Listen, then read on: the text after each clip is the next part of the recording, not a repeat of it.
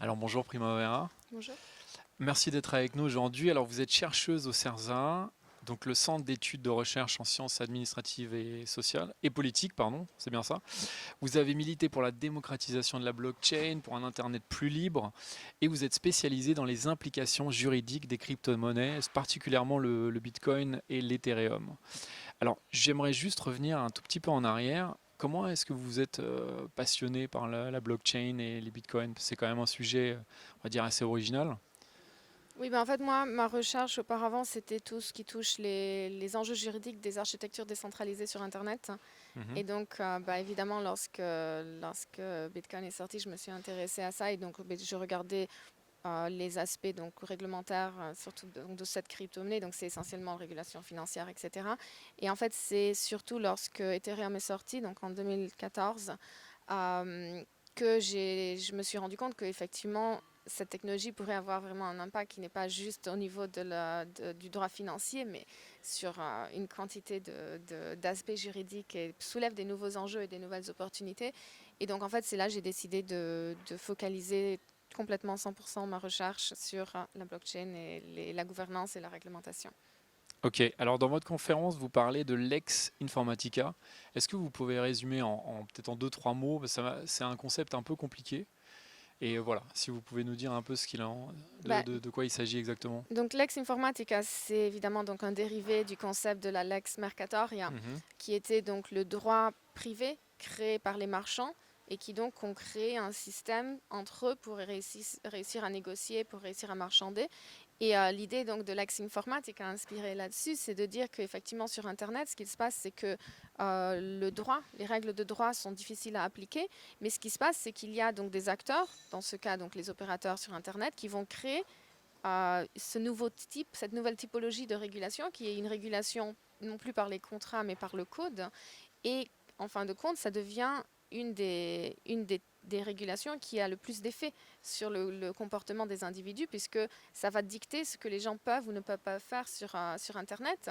Mais c'est mhm. quelque chose qui émane, en fin de compte, du secteur privé, jusqu'à ce que, évidemment, on se rende compte que, puisqu'on peut réguler les opérateurs qui vont déployer cette technologie, évidemment, le gouvernement peut réguler indirectement la Mhm. technologie en régulant ses acteurs.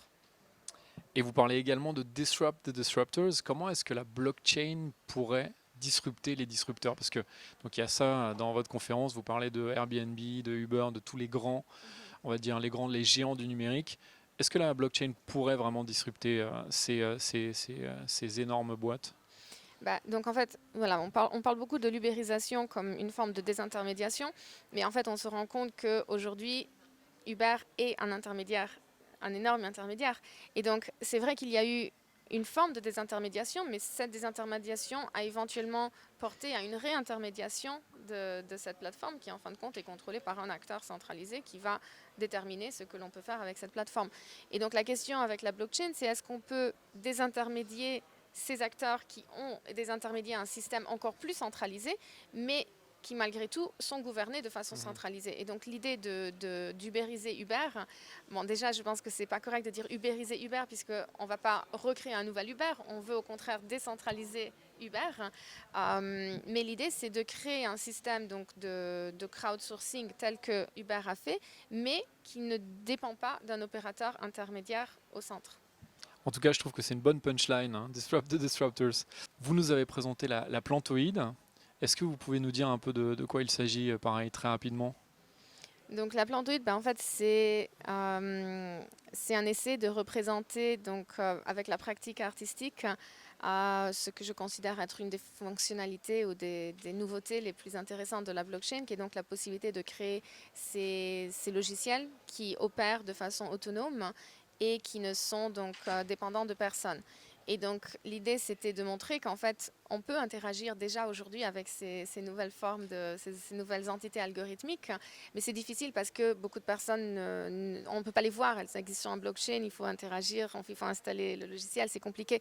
Et donc en fait, j'ai voulu créer cette œuvre d'art en fait, qui permette aux gens donc d'interagir directement avec cette plante mécanique et pour ensuite expliquer, donc on peut la nourrir avec des bitcoins. Ensuite, il y a un système donc, de gouvernance qui va permettre d'essayer de décider comment est-ce que ce plantoïde va évoluer. Et ensuite, lorsqu'on a identifié donc l'évolution, la plantoïde va embaucher un être humain qui va être l'artiste responsable de créer une nouvelle copie d'elle-même. Donc c'est un peu une démonstration de quelles sont les potentialités futures. Évidemment, aujourd'hui, c'est beaucoup trop tôt pour que ces types d'applications émergent vraiment à l'échelle industrielle, mais au niveau artistique, ça fait sens. Et c'est pour ça que c'est intéressant, donc, pour illustrer ces concepts, de présenter avec une œuvre artistique. Une des critiques qui revient souvent quand on parle de blockchain, c'est le fait que ça soit très énergivore, donc notamment avec le mining. Et alors du coup, ma question c'est est-ce que la blockchain peut changer, enfin est-ce que ça peut changer, est-ce qu'il peut y avoir une blockchain qui est durable, qui est sustainable? Oui, donc en fait, aujourd'hui, la grosse critique, en fin de compte, c'est le système donc, utilisé par Bitcoin et une majorité des autres blockchains, qui est donc le proof of work, la preuve de travail, qui est basé sur une consommation énergétique, parce que c'est ça qui va sécuriser le réseau. Je pense qu'à un certain moment, on arrive à un niveau où vraiment ça devient quand même assez abusé. Et il y a beaucoup de recherches qui se fait, il y a beaucoup d'implémentations existantes d'ailleurs sur des systèmes qui utilisent des mécanismes de sécurisation différents qui ne sont donc pas fondés sur la preuve de travail mais plutôt sur la preuve d'enjeu et qui vont donc utiliser des mécanismes économiques pour s'assurer de la sécurité des transactions. Donc je pense que pour l'instant on est quand même... Bitcoin existe depuis 9 ans et a prouvé de fonctionner, donc on fait confiance à ce mécanisme de preuve de travail. Les autres systèmes sont plus récents et donc il faudra voir si effectivement ils arrivent à prouver leur résistance. Mais je pense que d'ici quelques années, de toute façon, c'est inévitable qu'on va passer à un système différent de sécurisation. On a eu un énorme buzz autour des cryptocurrencies là il y a quelques mois. Comment est-ce que vous voyez l'avenir dans les prochaines années, enfin si on se projette un peu plus loin justement du Bitcoin et plus largement des crypto-monnaies? Bah, pour moi, là, on est focalisé quand même sur les crypto-monnaies, sur les tokens, etc. Parce qu'en fait, c'est un petit peu les applications les plus évidentes et les plus faciles à implémenter, puisqu'il s'agit quand même de concilier des comptes. Ce sont des applications mathématiques en fin de compte. Pour moi, dans les prochaines années, on va quand même commencer, on a déjà commencé à explorer donc, les utilisations de la blockchain plutôt comme les cadastres. Donc en quoi est-ce que la blockchain peut faire effet de preuve et peut donc assurer qu'on ne peut pas mentir sur les transactions que l'on a fait, donc fournir une auditabilité des transactions, une transparence par rapport à donc, qui a fait quoi et quand. Et ensuite, et ça c'est peut-être un peu plus dans le long terme, ce sont toutes les applications qui touchent donc aux smart contracts, aux applications décentralisées, aux organisations autonomes décentralisées, où effectivement on va pouvoir déployer des systèmes automatisés et autonomes qui permettraient donc la coordination de plusieurs individus pour effectivement obtenir un objectif donné sans justement devoir passer par cette figure de l'intermédiaire qui va s'occuper de coordonner et de gérer toutes ces contributions.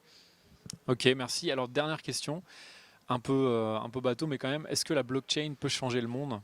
C'est vrai que voilà, ça fait maintenant, ça a été inventé en 2008, c'est ça?